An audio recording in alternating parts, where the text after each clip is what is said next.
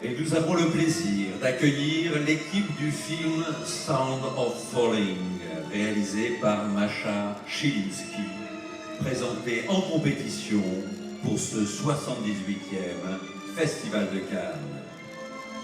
Avec nous, sur le tapis rouge, la cinéaste Masha Chilinski.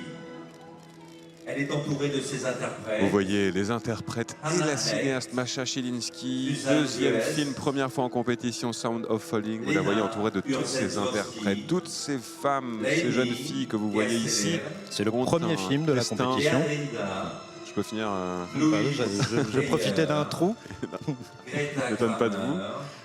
Donc, premier film en compétition de cette 78e édition.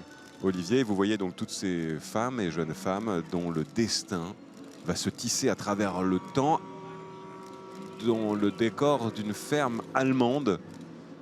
C'est un film sensuel, c'est un film difficile, c'est un film de mise en scène. Regardez là, la cinéaste, donc c'est le deuxième long métrage, mais la première fois ici au Festival de Cannes. Et on entend la musique qui revient plusieurs fois comme une ritournelle dans le film. Maren Schmidt et Luca Schmidt.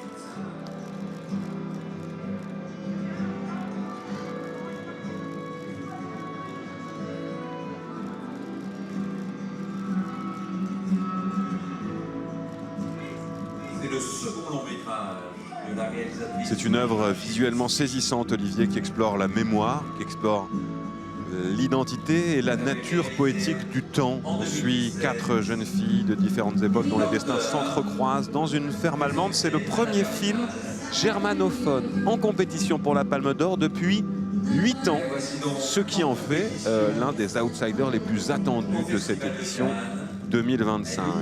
La cinéaste avait commis un premier long métrage qui était à la Berlinale et un moyen métrage, The Cat, qui avait remporté le Grand Prix du Festival de Brive en 2015.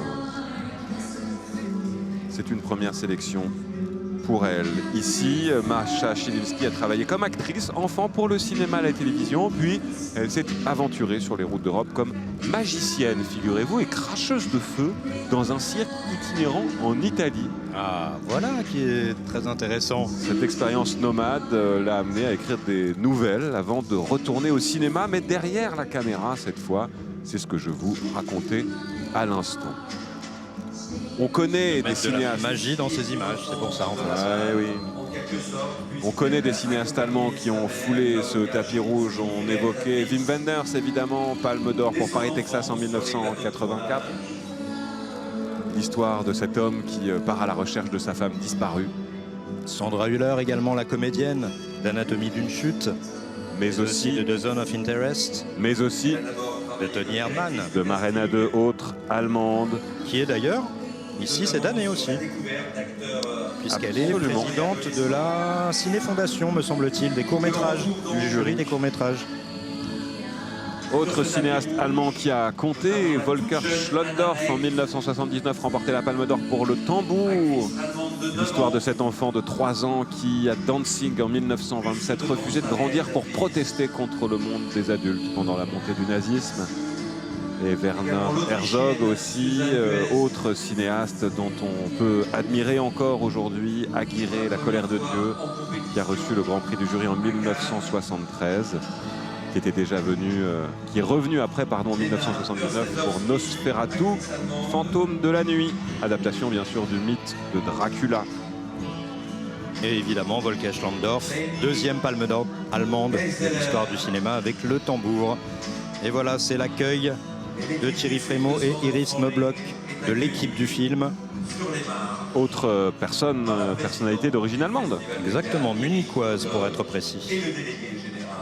Et puis alors on peut aussi parler, Olivier, de films en allemand, même si les cinéastes sont autrichiens. Évidemment, je pense à Michael Haneke, qui a reçu la Palme d'Or, 2 Palmes d'Or ici avec le ruban blanc et partie Amour. Du cercle très fermé des 9 réalisateurs à avoir eu 2 Palmes d'Or. Merci pour cette Donnez-moi 2 autres noms. Précision. Le réalisateur il y a Coppola, 2 fois palmé. Oui. Il y a Ken Loach.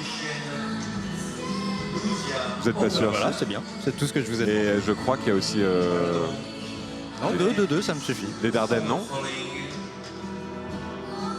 Les Dardennes, il y a Rosetta, bien sûr. Rosetta Et Ruben Östlund. bien sûr.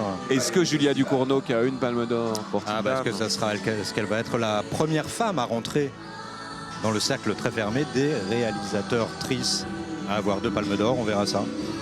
Mais pour l'instant, nous sommes là pour le premier film de cette compétition, Sound of Falling. Vous entendez la bande originale du film et c'est Masha Chilinski qui monte le dernier lot de marche avant d'entrer en grande pompe dans le Grand Théâtre Lumière, ici, cet écrin.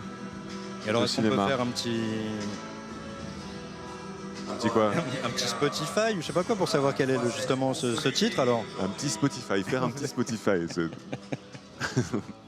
Un petit Shazam, vous voulez Shazamer la chanson, comme on dit. Sound of Falling. Bah, faites-le. Mais j'ai pas mon téléphone. Moi, j'ai pas Shazam. L'ouverture de la compétition. Voilà, l'ouverture de la compétition. Ça y est, on entre dans le dur. Allez-y, Victor. Rentrez donc. Et on se retrouvera dans 2h29 pour une autre montée des marches plus divertissante, celle-là, puisque le film Mission Impossible 8, avec Tom Cruise et toute son équipe. C'est le moment pour La fin de la saga. Ah, c'est la fin de la saga, merci, merci. de rejoindre. Mais je vous ferai tout à l'heure un petit cours, une petite leçon sur Mission Impossible. J'ai hâte, oh que j'ai hâte. Un petit Mission Impossible pour les nuls.